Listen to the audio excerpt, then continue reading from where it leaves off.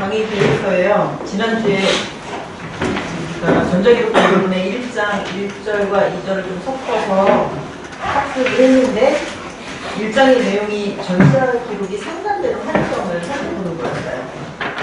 기억나요? 그래서 공공기관에서 어떤 업무를 할 때 대부분은 어떤 법을 지키면서 업무를 하게 되어 있다. 그런 얘기를 했었고, 기록이 생산되는 환경과 관련해서 중요한 법 중에 하나가 전자정보법이라는 게 있다. 정부가 하는 일이나 시민들한테 서비스를 할 때 그걸 전자적으로 할 수 있도록 전체적으로 변화를 촉진하는 그런 법령이다. 그래서 문서의 관점에서 본다면 전자문서를 위주로 만들고 처리하고 시행하도록 하는 그런 내용들이 이제 기본이다. 그리고 공공기관이 전체적으로 업무 효율성을 높이기 위해서 정보화를 추진하도록 하는 그런 내용들이 많이 들어가 있었고, 정보기술 아키텍처 이런 거를 또 구축해서 관리하도록 해야 되는 그런 내용이 있었다. 그런 말씀을 드렸고, 그 다음에 우리 기록관리와 직접 연관해서의 변화 중에 하나는 전자정부가 되면서 결제 과정이 전자적으로 변했다. 결제라는 걸 다시 한번 생각해 볼게요. 결제라는 게 왜 필요할까요? 어떤 우리가 알고 있는 중간 행정기관들이 있잖아요. 통일부가 있다, 환경부가 있다, 어떤 여러 가족부가 있다. 그런 어떤 부처들이 있다는 얘기는 정부가 수행해야 될 일들을 전문성을 가진 어떤 기관들이 나눠서 수행하는 거죠. 그러면 그 기관이 꼭 해야 될 어떤 역할들이 있을 거예요. 기능이 있을 거예요. 그것에 대한 최종 책임자는 누구예요? 그걸 잘하고 못하고에 대해서 잘했으면 칭찬을 받고 못했으면 야단을 맞는다면 누가 책임지나요? 장관이죠, 장관. 그 조직의 CEO에 해당하는 장관이 총 책임자죠. 우리가 그걸 어떻게 확인할 수 있어요? 국정감사 때 국회의원들이 장관 나와 이렇게 그래가지고 막 따지고 묻고 그러잖아요. 왜 이렇게 했냐? 그러면 그 뒤에 배석한 많은 국장과 실장들에게 자기를 막 받아가면서 장관들이 대답을 하잖아요. 그 최종적인 책임은 장관이에요. 장관이 져야 해요. 근데 장관이 그 모든 기능을 수행할 수 없으니까 그 부처에 많은 사람을 고용해서 일을 하죠. 그리고 일이 좀 잘 진행될 수 있도록 하기 위해서 계층 구조를 가지고 국시를 두고 그 밑에 또 팀을 두고 이런 식으로 하이라키를 가지고 관리를 해요. 그래서 많은 사람들이 거기서 일을 하는 거고, 그 일을 나눠주는 역할을 하는 것도 결국 총 책임자는 장관일 것이고, 그 많은 사람들이 잘하면 잘하는 거대로 그 성과를 가져가는 것도 이제 장관일 거예요. 근데 굉장히 많은 다양한 일을 수행하는데 어떤 건 핵심적이고 고유한 일이기도 하고 중요한 일이 있는가 하면 굉장히 일상적이고 소위 이제 루틴화되어 있다 이런 표현도 쓰는데 굉장히 좀 일상적인 그런 업무도 많아요. 근데 무슨 일을 할 때 이걸 해도 되나? 하는 건 허락을 받을 필요가 있는 거죠. 그래야지 나중에 우리가 이런 결정을 해서 이 일을 하기로 했었다 이렇게 되니까요. 그래서 어떤 일을 해도 되냐, 이런 일을 추진해도 되냐, 이런 돈을 써도 되냐, 이런 모든 것에 대해서는 결제라고 하는 프로세스를 거쳐서 그래 해도 좋아 라고 하는 걸 승인해주는 게 필요하다는 거죠. 최종 승인은 누가 해야 되는 거예요? 그러면 책임져야 되는 게 장관이면 최종 승인자는 당연히 장관이어야 하는 거죠. 근데 1,000원짜리 볼펜 하나 샀어요. 그 지출해도 됩니까? 이런 허락을 장관에게 받는다면 한 부처에 직원이 막 몇백 명 이렇게 될 텐데 얼마나 많은 결제를 해야 되겠어요? 그럼 장관은 하루 종일 결제하다가 말게요? 그런 건 좀 덜 중요한 일이잖아요. 그러니까 그런 거는 과장급 정도가, 팀장급 정도가 결제를 해도 좋겠다. 그 정도는 과장급인데 팀장도 2,000원? 쓸만한 데 쓰는 거다. 라던가, 이거 정말 돈을 그렇게 썼겠구나. 라던가, 이런 거는 확인할 수 있겠다. 그래서 작은 내용에 대한 의사결정은 아랫사람이 결제를 하는 것으로 마치 장관이 결제한 거랑 동일한 효력을 갖도록, 그런 게 이제 전결 규정이라는 거죠. 전결이라는 게 이제 아랫사람이 저 윗사람으로부터 위임을 받아서 어떤 작은 일들에 대해서는 의사결정을 할 수 있도록 해주는 그런 구조예요. 그래서 어떤 조직에 가서 우리 조직에 내가 이제 기록관리 잘하고 한다면 우리 회사에서 만들어지는 어떤 문서들을 볼 때도 전결 규정 같은 걸 볼 필요가 있죠. 어떤 의사결정까지는, 어떤 행위까지는 과장급에서 전결을 하는구나. 이보다 좀 중요한 거, 약간 잘못 결정하면 위험성이 있는 거, 그런 건 좀 더 윗사람이 결정하겠죠. 그래서 막 부장급에서 결정하는 거, 국장급에서 결정하는 게 뭐까지 있구나. 그게 아니라 우리의 그 장관님 또는 CEO까지 꼭 가야 되는 중요한 심사는 어디까지구나, 이렇게 볼 수 있죠. 그러니까 결국은 그 피라미드의 맨 꼭대기에 있는 그분이 결정해야 되는 거, 거기까지 결제를 받는 일들은 상당히 중요한 사안들일 거라는 생각이 들어요. 그래서 어떤 기록의 중요도를 살펴볼 때도 뭐 그런 관점으로 볼 수도 있겠다. 결제 과정에서 어디까지 승인을 극해야 하는 것인가. 최근에 우리 지난주에 이제 정부 3.0 그 오픈점 지우점 계약에 들어가서 정보기 처음부터 다 해주셨죠. 벌써 다 받으신 분. 답이 온데도 있네요. 공개 대상이었나 보다. 답을 받으신 분이 있네요. 근데 거기에 보면은 원문 공개라는 거 있었고, 우리가 원문 공개되는 내용을 봤잖아요. 그거는 각 기관이 예를 들면 국장급 이상의 결제를 받는 문서들에 대해서만 하고 있는 거예요. 그 밑에 과장급 이렇게까지 가기에는 뭐 문서의 내용이나 이런 게 막 엄청 중요하다고 보지 않으니까 뭐 장관급 또는 뭐 그 밑에 국실장급 정도까지 결제를 받아야 하는 그런 문서들에 대해서 우선적으로 업무 공개를 하는 거고, 뭐 나중에 더 확대되다 보면 과장급 또는 팀장급 수준에서 결제한 문서까지도 다 뭐 보여주기로 한다면 다 업무 공개가 될 수도 있겠죠. 그래서 일단 업무 공개 대상을 정할 때도 일단 핵심 문서 먼저 오픈하는 게 좋겠다 해서 결제 선을 먼저 정의를 하죠. 어디 끝까지의 결제를 거친 문서, 이런 식으로 분류를 하기도 한다는 거죠. 자, 결제라고 하는 건 어쨌든 그 조직에서 공식적으로 이렇게 하기로 한 거니까 그 결제 프로세스가 복잡하냐 아니냐 뭐 이런 것도 좀 따져볼 필요가 있고요. 그리고 단순한 결제 도구도 있고 굉장히 어떤 아이디어를 직접 해서 모아서 하나의 정책을 만들어야 되는 그런 중요한 그런 기한 과정도 있어요. 그래서 대부분 문서 하나를 만들어서 기한을 하고 그 내용을 결정할 때 그냥 보고서 하나, 문서 하나로 되는 게 아니라 중간 과정에서 관련자들끼리 모여서 회의를 한다거나, 그죠? 그런 일을 거치기도 하겠죠. 그래서 여러 다양한 그 루트를 거쳐서 어떤 하나의 중요한 의사결정이 이루어지겠구나. 그 과정에 결제라는 행위가 있구나. 뭐 이런 걸 기억을 해주세요.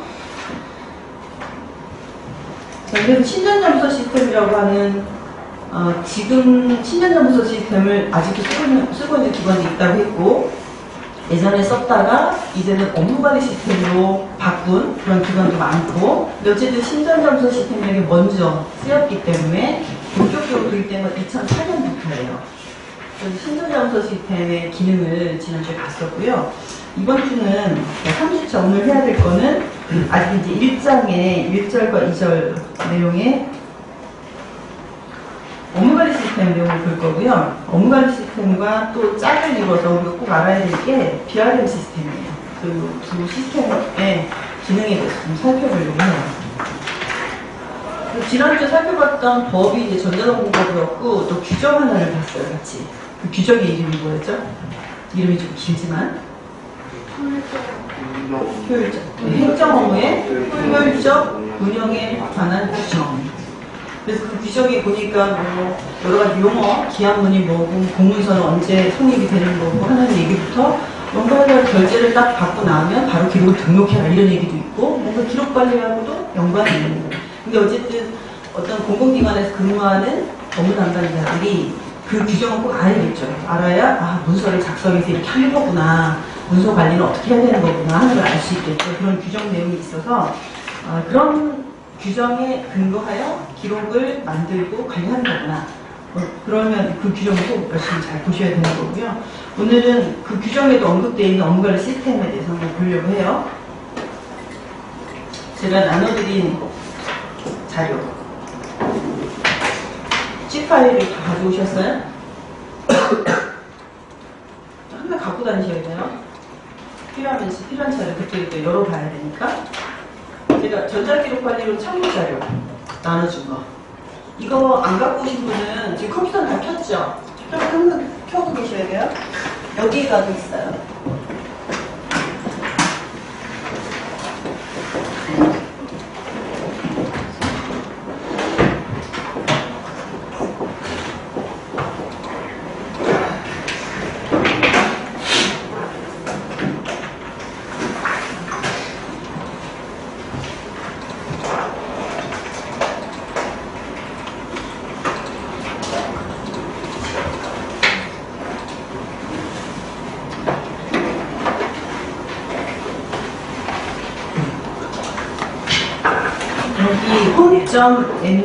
g.nju.ac.kr 밑에 YINGH 제가 홈페이지 만들어 놓은 데고요.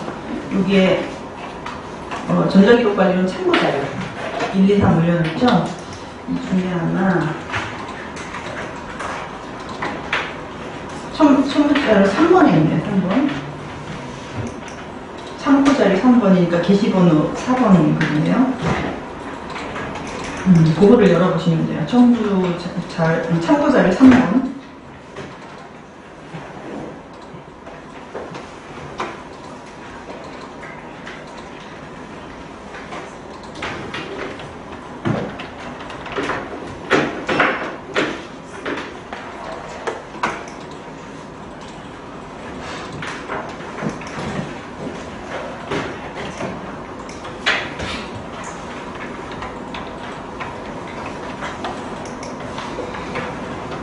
zip 파일이 열렸으면 거기에 업무관리 시스템이라는 폴더 있어요. 업무관리 시스템 밑에 들어가 보면 1, 2, 3, 4, 5 여러 개 파일이 있죠. 그 중에 3번 파일을 여시면 돼요. 3번 파일이 업무관리 시스템 양성자 따라하기라고 하는 파워포인트 자료예요.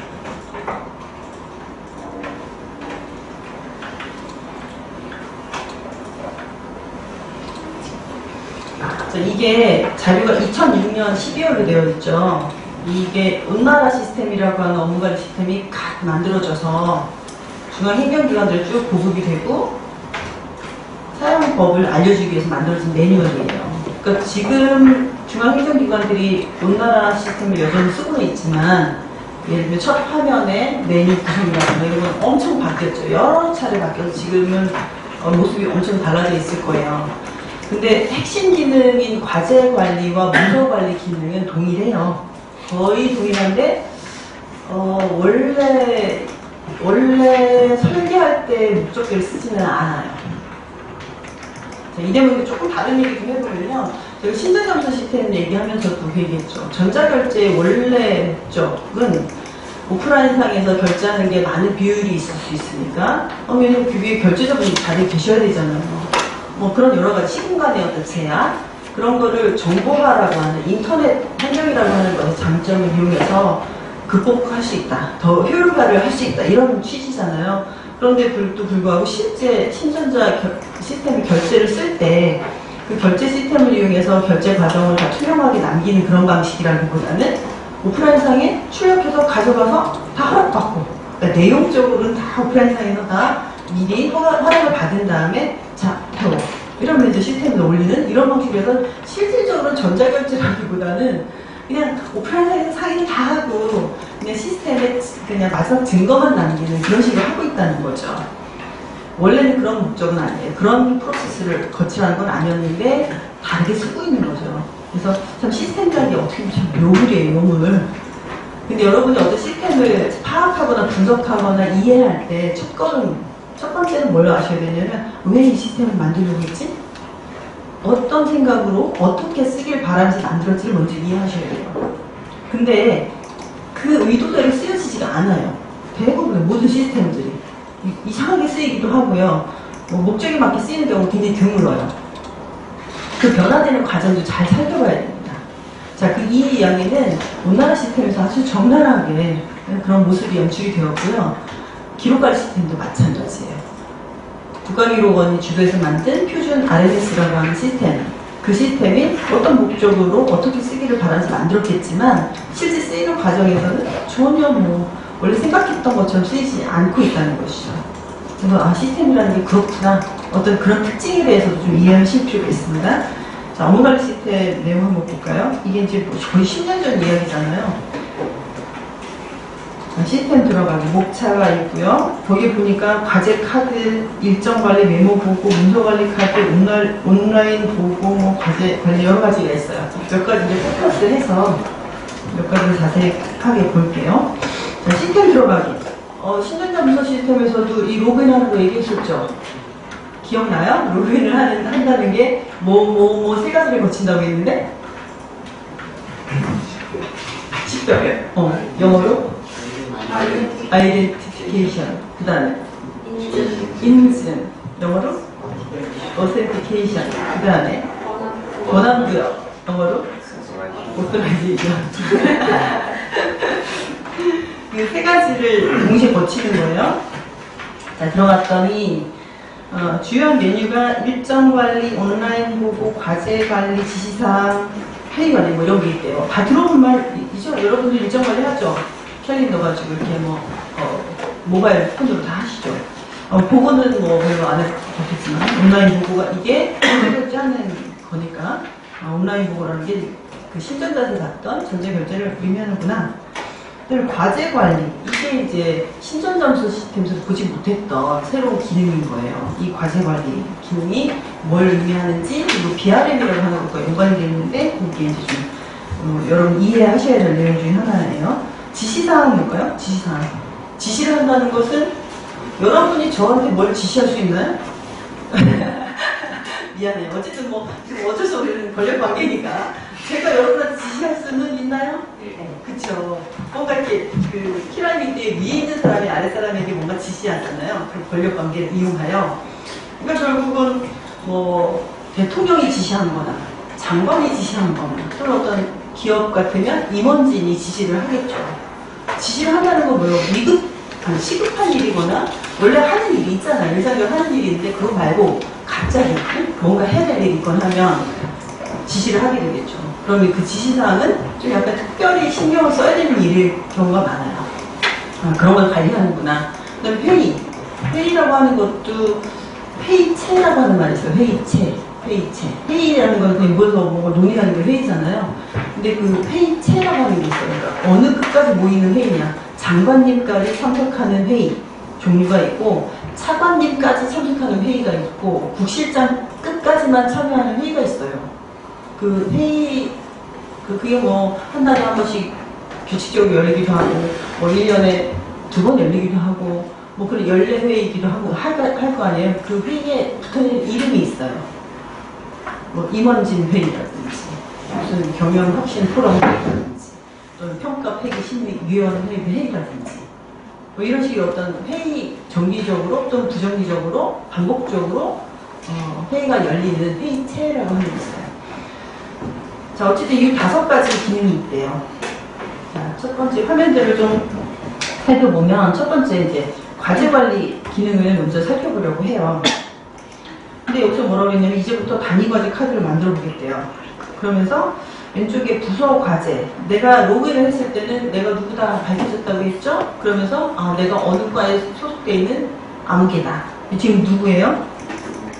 이사무관. 보셨죠? 왼쪽 위에 이사무관님 환영합니다 하는 걸 보니까 사무관이에요. 제가 이사무관에 로그인했어요. 우리 부서가 정해져 있겠죠. 거기 단위 과제를 클릭을 했더니 여기에 화면에 과제가 3개가 떴어요. 업무관리 시스템 고도화 구축, 정보자원관리 어쩌고, 행정정보자원관리 어쩌고. 이게 지금 과제명이라고 되어 있죠. 그리고 여기 탭 페이지에 보면 다 단위 과제다 이렇게 표시가 되어 있어요. 자, 단위과제 어디 있는지 모르겠는데 이게 딱 왔거든요. 이 단위과제는 어디서 온 거냐면 BRM 시스템이라고 하는 곳에 있는 정보를 읽어온 거예요. 그래서 이렇게 보기만 하는 거예요. 이미 각 과마다 수행해야 될 단위과제가 어딘가에 할당돼서 이렇게 데이터가 입력되어 있어요. 그 시스템이 BRM 시스템이에요. 그 BRM 시스템에 있는 정보를 화면에 이렇게 끌어다 보여주는 거예요. 근데 이 과제를 이렇게 레퍼런스 한다고 이제 보면서 우리 부서에서 이제 이 과제를 우리가 수행해야겠어 라고 할 때는 업무관리 시스템 안에 이제부터 그 과제를 수행할 테야. 그 과제의 수행 내역을 쌓을 거야. 그러기 위해서 카드를 먼저 만들어야 돼요. 그래서 카드를 만들어 보겠다는 겁니다. 그래서 첫 번째 단위 과제를 클릭을 했어요. 선택을 하고 과제 카드를 만들겠다고 하면 이렇게 단위 과제 카드를 만드는 작성 화면이 나오게 되는 거예요. 그래서 그 뒤에 기본 정보를 자세히 보면 과제명에 업무관리 시스템 고도화 구축이라고 이름이 벌써 떴죠, 자동으로. 왜냐하면 뒤에 단위 과제를 선택하고 들어왔기 때문에 과제명이 떴어요. 그리고 이제 지금 내가 만들려는 게 뭐예요? 과제 카드거든요. 그래서 빨간색 별표가 붙어 있는 필드가 과제 카드명이라고 떠 있죠. 그럼 이거는 빨간 별표 의미 아시죠? 뭐예요? 필수적으로 꼭 넣어라. 그죠? 그래서 여기다가 카드명을 넣어야 되나 보다. 그래서 단위과제 카드명을 넣어야 되는데, 그 다음 페이지에 보면 뭐라고 돼 있어요? 단위과제야 동일한 명칭을 넣어라 이렇게 돼 있어요. 그래서 이때 2006년도에 처음 업무관리 시스템을 만들면서 세웠던 전제 조건 중에 하나는 어떤 부서에서 수행해야 될 단위과제들, 그 하나의 단위과제에 대해서는 업무를 수행할 때 카드를 그냥 하나만 만들어서 그 밑에 업무 수행 과정에서 만들어진 문서라든가 각종 자료들을 거기다 다 축적해라 이런 의미였고요. 그러면 1년이 지나면 그 카드에 1년 동안 수행한 내역이 쭉 쌓이잖아요. 그 1년이 지나면 그 카드를 종결해요. 컷오프 시켜요. 그래서 그 카드 단위의 내용이 기록관리 시스템으로는 기록물 철로 가게 되어 있는 거예요. 하나의 기록물 철로 가게. 그렇게 설계를 했었어요. 자, 카드를 만든다. 카드명을 넣고요. 그 다음에 내용 및 취지를 넣네요. 그러니까 이 카드에다가 내가 예를 들면 이게 연 단위로 컷오프가 된다면 어떤 단위 과제를 매년 수행하지만 1년 단위로 카드를 계속 갱신해서 만드는 거예요. 예를 들면 2015년 업무관리 시스템 고도화 구축, 2016년 업무관리 시스템 고도화 구축, 이렇게 카드명은 그렇게 연도가 붙일 수도 있죠. 뭐 연도별로 컷오프 하니까. 근데 이번에는 중점적으로 해야 될 내용이나 취지를 쓸 수도 있겠죠. 그래서 카드에 내용 및 취지를 써주고, 과거의 과제 이력 같은 게 있으면 써주고. 다음 페이지 갔더니 이 단위과제 카드의 카드 구성이 뭐 표제부, 실적관리, 계획관리, 홍보관리, 고객관리 뭐 이런 게 여러 개가 있어요. 아, 이 카드가 단순치 않구나 딱 느껴지죠. 카드가 이게 좀 복잡해요. 뭔가 많아. 근데 지금 우리가 입력하는 게 표제부예요. 뭐 실적관리 뭐 이런 게 있다고 그러고 계획관리, 근데 계획관리부터 고객관리까지는 옵션이네요. 그죠? 그래서 그 관리를 할 거면 체크를 해라 이렇게 되어 있네요. 체크하고 싶지 않죠. 그죠? 자, 여기 밑에 보면 과제 담당자를 지정하게 돼 있어요. 그러니까 이 하나의 과제를 한 팀에서, 한 처리과에서 그 과제를 수행할 때 카드를 하나 만들고, 제가 2006년도, 7년도에 조사해본 결과로는 한 처리과에 단위 과제가 7, 8개 정도 있었고요. 그럼 되게 그 처리과의 이제 인원이 뭐 조직마다 다르긴 하지만, 거기 뭐 10명 안팎 뭐 이런 정도 있었거든요. 그럼 7, 8개. 그래서 한 과제당 30명씩 할당이 돼 있고요. 한 사람이 업무 담당자는 또 서너 개의 과제를 수행하는 그런 구조였었어요. 그래서 뭐 공식적인 그 명칭은 없지만 계장이라는 게 옛날에 있었거든요. 계가 있어요, 계. 그래서 그 계장급에 해당하는 그 공무원 밑에 이제 신입들, 들어온 지 얼마 안 되시는 분들이 이렇게 묶여 있어요. 그러면 그 계장이 2, 3개 이상의 단위과제를 할당을 받아요. 그럼 그 개원들이 같이 그 일을 하는 거예요. 근데 그러면 이제 그 다들 1인당 2, 3개 이상의 어떤 과제에 참여를 하게 되는 거죠. 그런 구조로. 그래서 과제 담당자가 있는 거죠. 계장님과 그 밑에 속해 있는 사람들. 그래서 서너 명의 이름이 여기 들어가게 되는 거예요. 자, 등록을 합니다. 과제 담당자를. 여기 이런 화면은 많이 봤죠? 이 화면이 뭐예요? 조직도를 딱 보여주는 거죠? 뭐 교육본부, 뭐 교육 1팀, 2팀, 3팀. 그래서 조직을 딱 클릭을 하면 오른쪽에 그 조직에 속해 있는 사람들이 리스트가 뜨는 거죠. 그래서 이 중에 한 사람, 두 사람, 세 사람 이런 식으로 선택해서 사람들을 끌어오는 거죠. 자, 그 다음 페이지에 이제 이렇게 4명을 선택을 했어요. 완료하고 났더니 과제 담당자가 4명이 참 이게 쪼란히 들어가게 됐습니다. 자, 그 아래쪽에 보니까 관리 정보라는 게 있어요. 이 카드, 과제 카드에 대한 관리 정보인데, 여기 뭐 공개 여부, 열람 범위 이런 거 있어요. 우리가 지금 과제를 이제 막 시작하려고 해요. 그리고 과제를 진행하는 동안에 뭐 사실은 뭐 약간 예민한 내용이 있을 수도 있잖아요. 근데 이 과제 진행 내역에 대해서 타 부서는 안 봤으면 좋겠다. 또는 뭐 같은 부서에서조차 우리 개 사람들, 우리 진행하는 사람들 이외에는 안 봤으면 좋겠다. 이럴 수도 있겠죠. 그래서 자, 근데 구분해야 될 게 공개 여부라고 하는 것은 누구에게 공개 여부냐면 시민에 대한 거예요. 그래서 공개, 비공개, 부분 공개 세 가지 중에 하나를 선택해야 됩니다. 공개한다는 건 뭐예요? 시민들에게 다 보여주겠다. 비공개한다는 건 다 안 보여주겠다. 부분 공개는 부분을 보여주겠다. 그런 거죠. 그래서 뭔가 안 보여줄 것도 있고 보여줄 것도 있고 섞여 있을 때. 자, 그래서 공개로 설정을 했다면 그 얘기는 시민에게도 다 공개인데 우리 조직 내에서는 당연히 다 볼 수 있는 거 아니겠어요? 그죠? 그래서 밑에 열람몰이라고 하는 게 의미가 없어요. 근데 비공개로 설정을 했어요, 만약에. 그럼 시민한테 안 보여주겠다. 이렇게 얘기를 했거든요. 그러고 나서 우리 회사 내에, 우리 조직 내에 이 내용을 어디까지 보여줄 거냐 하는 게 또 설정이 필요한 거죠. 그래서 아주 기밀 사항 같은 경우는 요 일을 추진한 사람만 보겠다. 이럴 수도 있죠. 그래서 우리와 결제선에 있는 사람만 보도록 하겠다. 그게 아니라 우리 팀 직원은 다 볼 수 있게 하겠다. 더 나가면 우리 국실 직원은 다 볼 수 있게 하겠다. 또는 우리 기관 전체적으로는 다 볼 수 있게 하겠다. 이런 정도의 어떤 범위가 있을 수 있겠죠.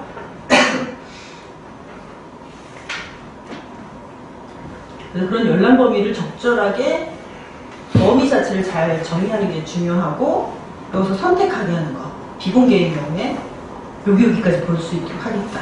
이게 사실은 지식 관리의 한 측면이기도 해요. 어떤 일이 이루어지면서 거기서 만들어진 여러 가지 보고서나 문서가 있어요. 그런 것들은 다른 업무를 할 때 참조하면서 봐야 될 것들이잖아요. 그게 지금 현재 진행 중인 과제뿐만 아니라 이미 수행이 종료된 과제들에도 많은 문서가 축적되어 있을 건데 특정 과제들의 축적된 문서들을 지식으로 활용할 수 있게 할 거냐, 어디까지 보게 할 거냐가 결국 지식 활용의 범위가 되는 거거든요.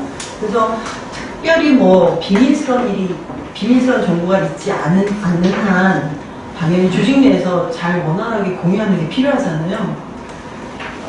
근데 제가 최근에 뭐 기관들 이렇게 다니면서 현황을 보면은 의외로 서로 못 보게 해요. 그냥 겁나는 거야. 그냥 겁나서 그냥 이렇게 사업소별로 우리 사업소에서만 볼 거야. 이런 식으로 다 박아놓는다든지 굉장히 좁게 열람 범위나 권한을 굉장히 좁게 설정을 해놓더라고. 그래서 이럴 필요 없지 않느냐 이렇게 얘기하면 인터뷰를 해보면 다들 그들 너무 답답해하는 거예요. 나와 비슷한 일을 하는 또 다른 사업소에서는 그 일을 어떻게 하는지 문서를 보고 싶은데 원천적으로 사업소마다 다 갇혀있다는 거예요. 그래서 그걸 보고 싶으면 이제 아는 사람이면 전화를 하는 거죠. 그래서 저기 그 문서 좀 보여줄래? 이러면은 알았어, 이메일로 써줄게. 그래서 이메일을 받는 거예요. 너무 희한하지 않아요? 자기네들 공통을 쓰는 업무 시스템이 있고 거기 문서가 다 있는데 그걸 못 열어봐요. 뭐 이런 얘기까지 녹화가 되는지 좋을지는 잘 모르겠으나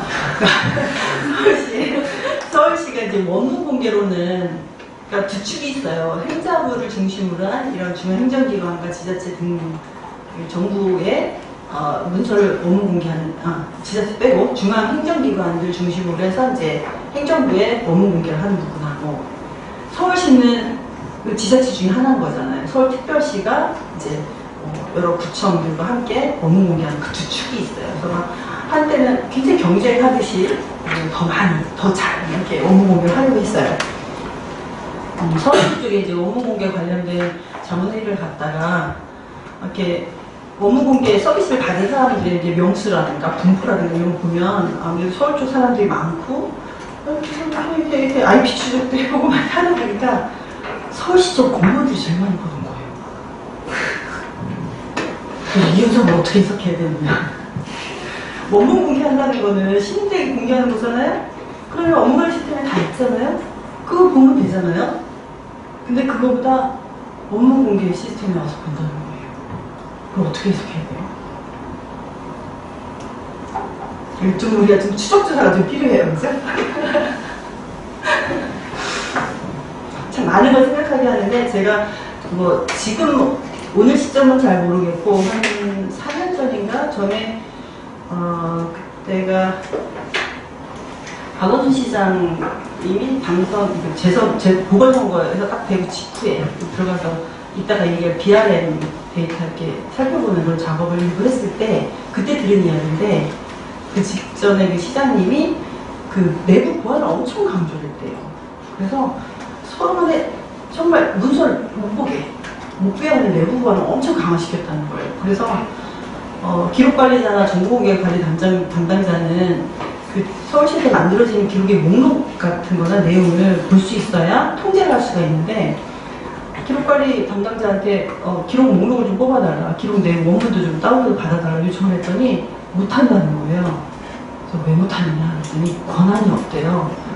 그래서 거기 예를 들면 한 30개 그 처리과에 이런 문서를 볼 수 있게 해달라고 하려면 30개 부서에 그 문서의 담당자에게 다 협조문을 보내가지고 당신이 수행하는 그 과제에 접근할 수 있는 권한을 달라 해갖고 다 이제 풀어줘야만 그 문서를 볼 수가 있는 그런 상황인 거예요. 그래서 그 내가 하는 프로젝트를 할 때 시간이 엄청 걸렸어요. 아무튼 왜냐면 그 사람들 다 바쁘잖아요. 근데 문서 하나 보겠다고 요청을 하니 그걸 또 시스템에 들어가서 풀어주고 하는데 또 자기도 시간이 드니까 막 귀찮아서 또 바빠서 뭐 미루게 되니까, 그래서 저는 좀 이해가 안 가더라고요. 최소한 다른 사람 몰라도 기록관리자나 정보공개 담당자들은 하는 일 자체가 문서의 내용을 봐야 뭐 보존기간이나 공개 여부나 업무 공개 대상인지 거기 개인정보 있는지 이런 거 파악할 수 있는데 문서를 볼 수 있는 권한이 좀 필요하지 않겠느냐, 그거라도 좀 조심해서 확보하는 게 필요하겠다 이렇게 얘기를 했고, 그걸 떠나서 서로 간에도 지식적으로 활용할 수 있는 기분이 안 돼 있어서 다들 너무 답답해 하는 걸 봤고요. 아마 이제 그런 것의 결과 때문에 이제 원문문이 쪽에 와서 문서 보는 걸 더 편안하게 생각하는 거 아닌가 이런 생각이 좀 들어요. 자, 이런 설정 값들을 두는 건 의미가 있죠, 당연히. 모든 어떤 과제 진행 상황을 아무에게나 다 보여줄 수는 없어요. 그래서 보안에 문제가 있을 수 있기 때문에 뭔가 공개 여부를 설정한다든가 접근 권한의 범위를 설정한다든가 하는 건 필요해요. 자, 관리 정보의 좀 더 상세한 내용인데, 현재 보시는 이 내용은 아까 얘기한 대로 공개, 비공개, 부분공개, 그 공개의 의미가 대국민 공개라는 얘기 해줬고요. 만약에 비공개나 부분공개를 한다면 근거가 필요하죠.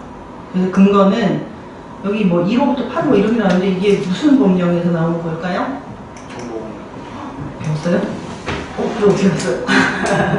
정보공개법. 공공기관의 정보공개에 관한 법이 있어요. 그 법의 구조 1항에 보면, 구조의 그 앞에 조항에 보면, 공공기관이 만들어내는 모든 정보는 공개가 기본이다. 당연하죠. 우리가 낸 세금으로 운영되는 공공기관의 활동 결과로서의 그 문서는 당연히 시민에게 다 공개되어야 되죠. 그래서 그게 원칙이다 이렇게 설명을 한 다음에, 하지만 좀 더 대중의 이익을 보호하기 위해서 일시적으로 공개를 유예할 수도 있다. 요런 거에 대해서는. 이라고 해서 1호부터 8호까지 지정을 해놓은 거예요. 그래서 뭐 예를 들면 6호 같으면 개인정보, 개인의 프라이버시 침해가 있을 수도 있는 정보 이런 거는 그리고 보호할 수도 있다 이렇게 보는 거죠. 그래서 그런 내용들을 근거로 달아서 공개 여부 설정을 해주셔야 됩니다. 자, 다음으로 내려가 보면 과제 담당자의 추가 삭제 건너가도 되겠죠. 어쨌든 입력을 다 하고 난 다음에 닫기를 누르면 단위과제 카드가 이제 생성이 돼요. 자, 그 다음 페이지 13페이지 가보면 업무관리 시스템 고도 구축이라는 단위과제 옆에 카드명이 딱 붙으면서 카드가 만들어졌다는 사실을 알 수 있죠. 자, 그 다음 페이지 가보면 아까 이 단위과제를 만들면서는 계획관리를 하겠다고 했었잖아요. 예를 들면 내가 이 과제를 1년 동안 수행할 때 뭐 플래닝을 하겠다, 언제 2달 동안 플래닝을 하겠다, 한 5달 동안 뭘 추진하겠다, 그 뒤에 뭘 하겠다, 이런 계획이 있을 수 있죠. 세부적인 단계 같은 거. 그래서 계획 관리를 할 수도 있다는 거죠. 자, 계획 관리를 넣겠다. 목표를 일단 설정을 했어요. 2006년도에 뭘 하겠다, 2007년도에 뭐 하겠다 등록을 하고, 예를 들면 진행 단계를 기획, 설계, 구축 이런 식으로 이름을 넣어서 단계를 만들기도 하고, 각 단계가 시작은 언제, 완료는 언제로 예정한다, 기간도 넣고. 그래서 그걸 다 입력하고 나면 주요 활동 계획이라는 걸로 이렇게 좀 보이고, 아래쪽에 보면 약간 그래프를 이용해서도 볼 수 있도록 하는 이런 기능도 만들어 놓은 거죠. 자, 계획까지 다 넣었어요. 자, 그 다음에 여기 과제 관리에 보면 부서 과제 밑에 과제 종류가 두 가지로 뜨는데 하나는 단위 과제고 하나는 관리 과제예요. 자, 관리 과제에 대한 얘기는 좀 이따 할게요. 그래서 관리 과제 카드 만드는 건 좀 넘어가 보도록 하겠습니다. 쭉 들어갈게요. 자, 카드 만드는 거 완료했어요. 그 다음 일정 관리를 합니다. 자, 일정을 만든다는 거는